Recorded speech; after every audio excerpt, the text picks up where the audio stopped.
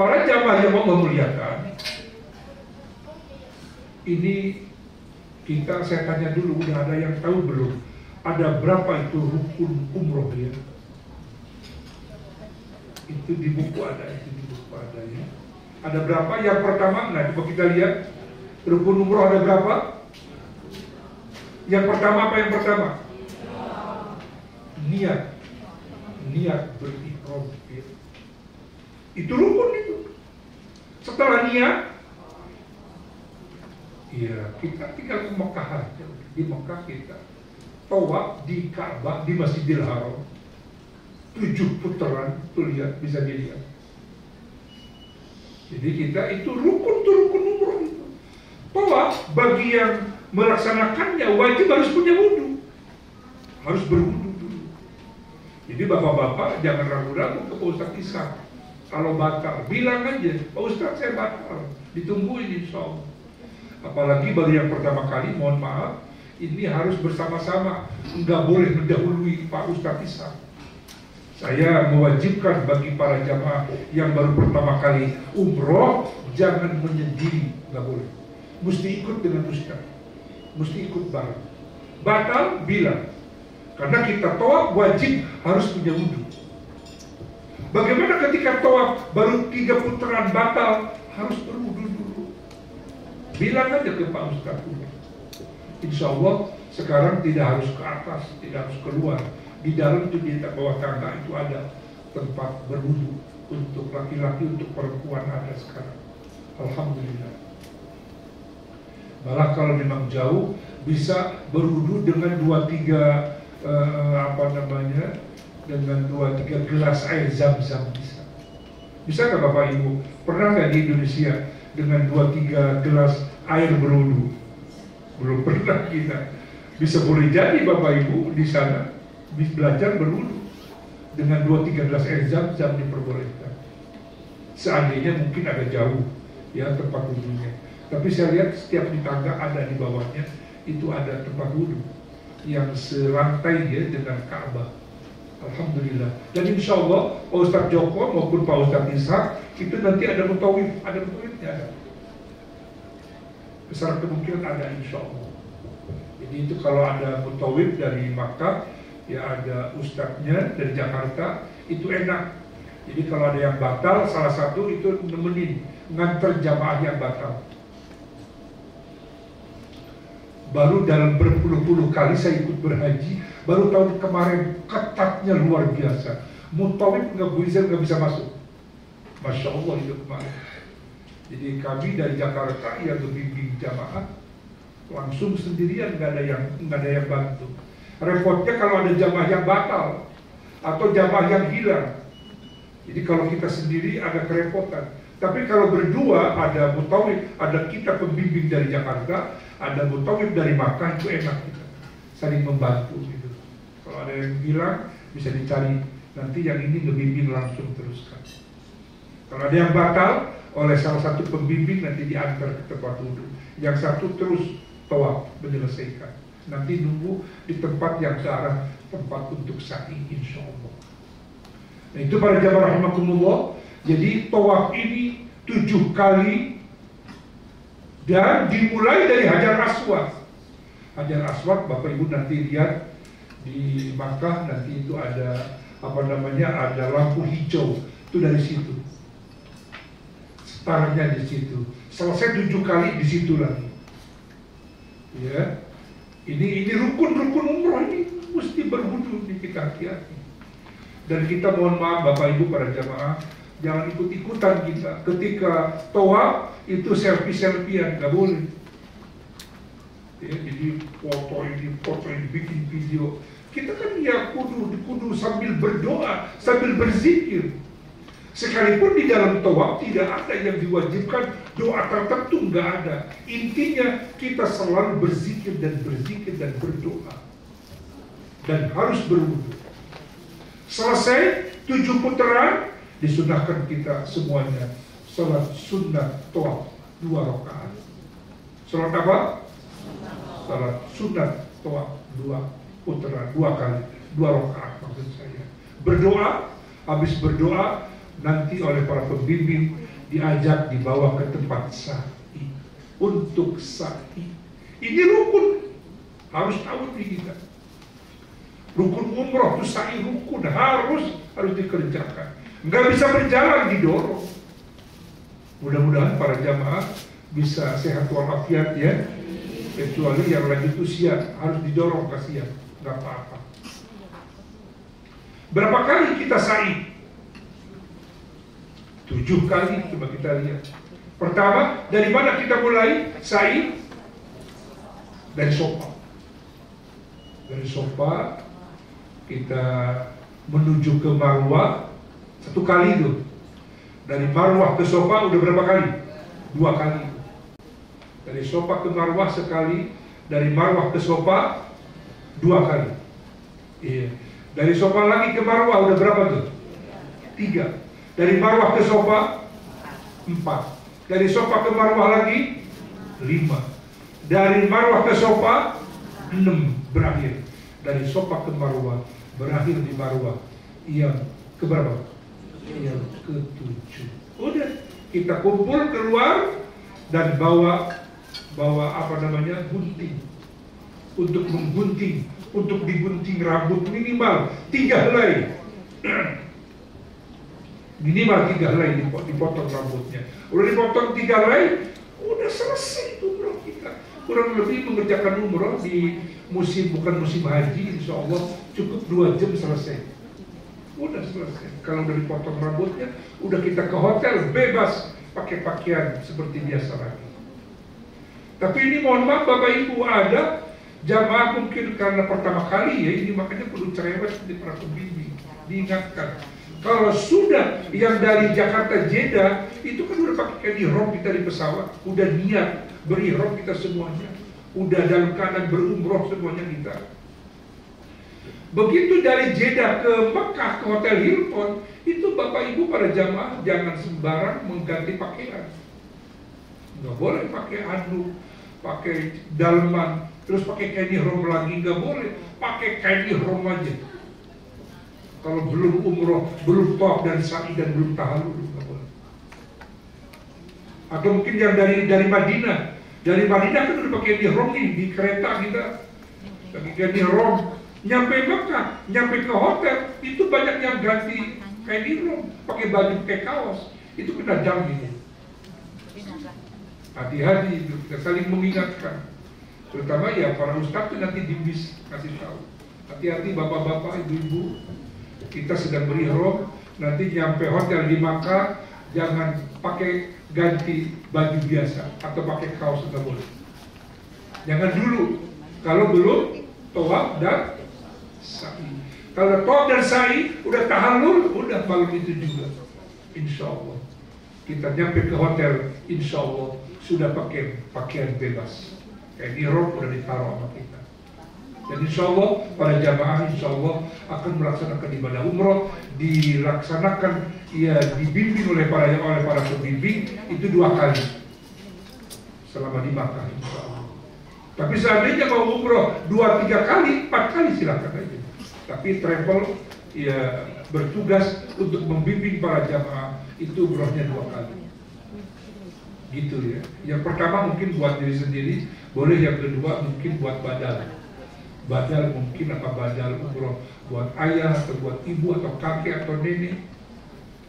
Tapi kalau badal, kalau umroh yang kedua untuk badal, nah itu hanya untuk 1 orang aja. Misalnya bapak mau badal umroh ya, untuk kakek ya oleh bapak sendiri. Untuk neneknya nanti bisa menugaskan, mewakilkan kepada para ustaz. Kepada para ustaz Ishak, Ustaz Joko, silakan untuk badal umroh. Saya ingetin, karena tidak bisa untuk 2-3 orang 1 kali. Jadi bapak misalnya kakek nenek, Pak Ustaz, saya mau dua-duanya sekaligus, nggak bisa. Hanya bapak, hanya 1 aja neneknya. Nanti kakeknya bisa oleh para ustaz diwakilkan, dibadalkan oleh para ustaz. Itu dari sekarang dulunya idealnya. Karena kalau dari sono nanti udah banyak yang minta nanti. Jadi kalau mau ada badal ke Pak Ustaz Ishak, ke Pak Ustaz Joko, dari sekarang itu segera memberitahu Pak Ustaz, nanti saya badal untuk ayah saya atau untuk kakek nenek saya, silakan. Hadirin para jamaah rahimakumullah, dari Madinah yang dari Jakarta itu di Mekah berapa malam? 4 hari, tapi 3 malam berarti 3 malam. Bapak Ibu para jamaah rahimakumullah, ketika ada di Makkah, tolong manfaatkan dengan sebaik-baiknya. Terutama sholat 5 waktu, Masya Allah.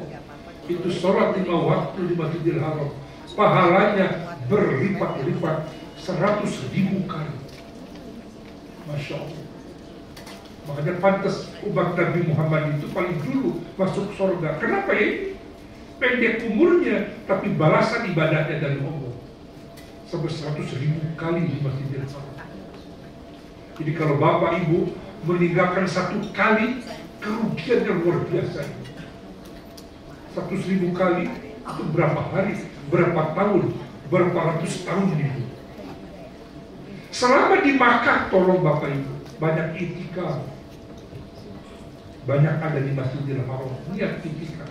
Setiap masuk masjid di luar Masjid Nabawi, ya, Masjidil Haram, ya di Indonesia sana, selalu kita niat itikaf. Niat saya beritikaf di masjid karena Allah. Apalagi di Masjidil Haram, niat. Pakai bahasa kita aja deh. Kalau bahasa Arabnya, nawaitul itikaf fi hadzal masjid madumtu fihi lillahi ta'ala. Panjang ya. Niat saya beritikaf di masjid, selama di masjid karena Allah. Udah pakai bahasa kita aja. Niat saya beritikaf di Masjidil Haram karena Allah. Niat aja.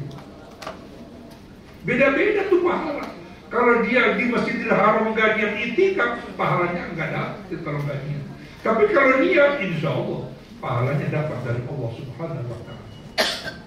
Perbanyak kita baca Al-Quran, perbanyak kita berdoa. Apakah di Multazam, apa di Hijri Ismail, apa di Maqam Ibrahim, ya. Tapi ini Masya Allah, di Multazam berebut aja itu ya. Padat itu orang berdoa yang posisi multazam. Multazam itu Bapak itu antara pintu Ka'bah dengan Hajar Aswad, itulah multazam yang kalau berdoa tidak ragu lagi, dipastikan doa kita dikabul. Saya mulai berhaji alhamdulillah tahun 2000. Tahun 2000 saya berhaji pakai reguler, 2002 pakai pos, sampai kemarin alhamdulillah saya ikut berhaji. Dan saya alhamdulillah Bapak Ibu, saya selalu berdoa saya. Dulu kan agak longgar dulu ya, selalu berdoa saya di Multazam. Atau Bapak Ibu kalau berdoa di Multazam mendekat saja, tapi kayak ombak di lautan bergerak gitu-gitu. Mendekat Pak, nempel ke Ka'bah, antara Hajar Aswad dengan pintu Ka'bah. Di situ saya menangis, di situ saya berdoa. Tolong Bapak-bapak, Ibu-ibu, bisa mudah, nggak begitu sulit, cuman berdesak-desakan memang. Jadi mendekat itu antara Hajar Aswad dan apa, dan pintu Ka'bah. Di situ kita menangis, berdoa. Alhamdulillah Bapak Ibu, saya berdoa alhamdulillah, semua yang saya minta, alhamdulillah saya bersyukur kepada Allah, dikabul oleh Allah Subhanahu wa Ta'ala. Alhamdulillah saya bersyukur kepada Allah, termasuk panjang umur, sampai udah kurus begini pewat saya, masih dipanjangkan umur oleh Allah Subhanahu wa Ta'ala. Tahun 2000 saya minta kepada Allah pengen punya pesantren. Alhamdulillah dikabul oleh Allah. 1 hektar tanah saya pesantren di Cibubur, Jakarta Timur. Itu doa, saya berdoa kepada Allah di Multazam. Semua doa saya dikabul. Ada satu yang belum. Apa? Saya pengen nikah lagi tapi nggak bisa nikah. Yang kedua, yang ketiga saya nggak nikah lagi. Udah tua begini kan gak mungkin, ya alhamdulillah. Nanti di sorga saja, ya kan, gitu kan. Semua dikabul doa saya, tapi pengen nikah lagi dari dulu, nggak bisa saya nikah lagi. Ya udah, gak apa-apa, kita dikabul oleh Allah semuanya yang lain. Jadi bapak-bapak, ibu-ibu, terutama bu ya, suaminya kalau ada yang berdoa, Rabbana atina fid dunya hasanah, dengerin, hati-hati. Saya sampai minta macam-macam juga begitu. Karena di situ bisa kabul itu doa itu, hati-hati. Jadi Bapak Ibu para jamaah rahimakumullah, berdoa di Multazam begitu caranya. Wah Pak Ustaz, saya capek kalau mendekat ke pintu Ka'bah, mendekat ke Ka'bah, kan desak-desakan. Silahkan yang searah dengan Multazam. ke belakang, yang penting searah. Kalau berenang ditarik tak gitu dari Hajar Aswad, dari pintu Ka'bah ditarik, dan di situ tuh di belakang. Tapi berdesakan-desakan terus orang. Tapi nggak apa-apa, cari waktu. Waktu yang paling damai, yang paling bersahabat, itu waktu ketika orang sedang sarapan pagi. Jadi Bapak Ibu kalau habis subuh, udah berdoa, sampai isyraq, Bapak Ibu. Kalau waktu subuh tuh, Bapak Ibu, sampai salat sunnah isyraq ada di masjid, itu di Masjid Nabawi atau di Masjidil Haram.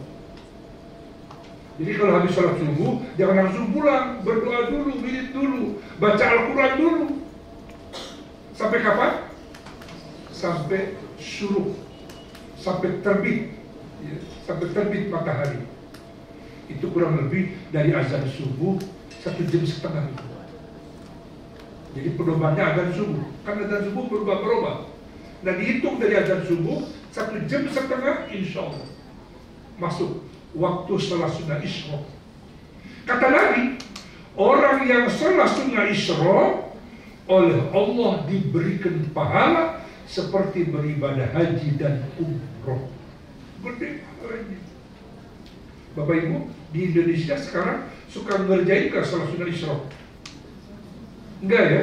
Coba mulai hari ini ya, kita niat untuk mengerjakan sholat sunnah isyraq. Terlebih-lebih di tanah suci. Ini kan bapak-bapak, ibu-ibu kebanyakan kita para jamaah, habis assalamualaikum, assalamualaikum subuh, langsung pada pulang. Salah kalau menurut saya. Sunnah Rasul, habis sholat fardu kita disunahkan berdoa dulu. Wirid dulu, baca istighfar 3 kali, astagfirullahaladzim 3 kali. Baru baca la ilaha illallah minimal 3 kali. Kecuali pada subuh, pada maghrib, baca la ilaha illallah 10 kali. Kalau pada zuhur, pada asar, pada isya cukup 3 kali. Baru Allahumma ajirni minannar. Berapa kali baca Allahumma ajirni minannar? 7 kali. Kenapa 7 kali? Nabi yang mengajarkan. Ya.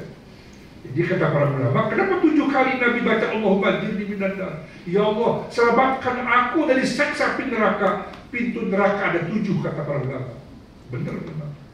Pintu neraka ada 7. Ada 7. Kita biar selamat kenal Allah. Baru Allahumma tassalam ya. Baru baca Al-Ikhlas 3 kali, Al-Falaq sekali boleh, An-Nas sekali, baca ayat kursi, baru baca tasbih subhanallah 33, alhamdulillah 33, Allahu Akbar 33, baru baca doa, baru pulang.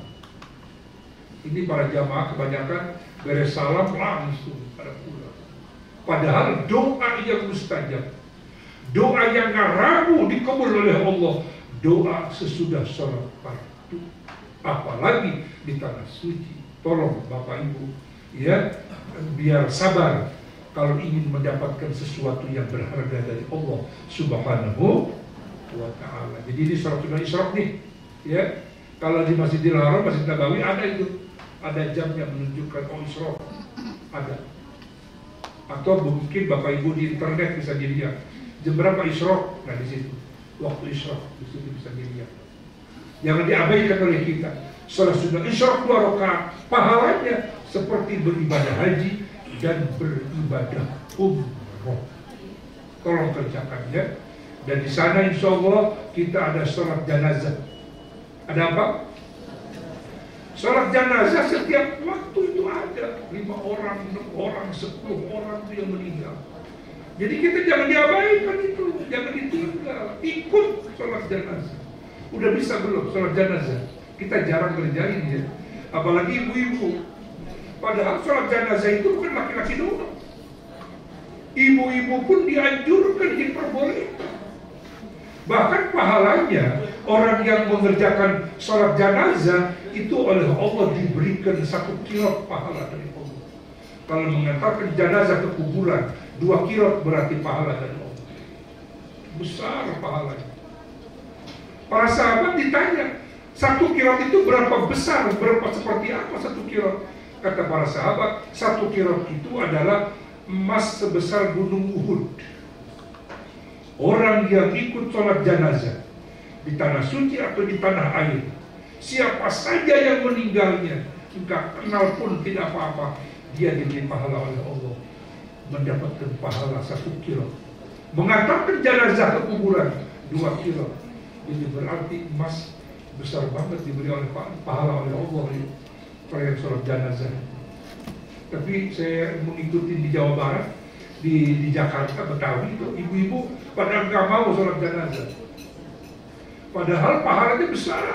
Apalagi orang tua kita, guru kita, teman kita, itu gurunya ikut kita ibu-ibu pada bawa bangku kena, ikut sholat jenazah di belakang bapak-bapak. Tapi saya ikut selama di Jakarta ini dari tahun 70-an saya di Jakarta. Itu ibu-ibu pada nggak mau. Padahal pahalanya besar sekali. Apalagi orang tua kita, wajib gurunya kita, ya, nyolatin orang tua kita. Karena semakin banyak orang yang menyolatkan, semakin besar kemungkinan diampuni dosanya oleh Allah Subhanahu. Jadi sholat jenazah tolong di sana tiap waktu ada. Dan kalau sholat isyraq, sholat syuruk, tolong ketika di tanah suci, pulang dari tanah suci, tolong kerjakan sholat sunnah isyraq. Jangan ditinggal oleh kita. Itu para jamaah rahimakumullah. Sementara dari saya, nanti Pak Ustadz Ishak dengan Pak Ustadz Joko biar banyak memberi tutorial karena beliau-beliau yang akan berangkat membimbing Bapak Ibu. Saya belum bisa berangkat karena masih istirahat. Jadi yang junior-junior yang berangkat sekarang membimbing umroh dari Emirat. Itu saja barang dari saya sementara. Nanti ada tanya jawab, nanti kita bareng-bareng kita jawab. Wallahul muwaffiq ila aqwamit thoriq. Assalamualaikum warahmatullahi wabarakatuh.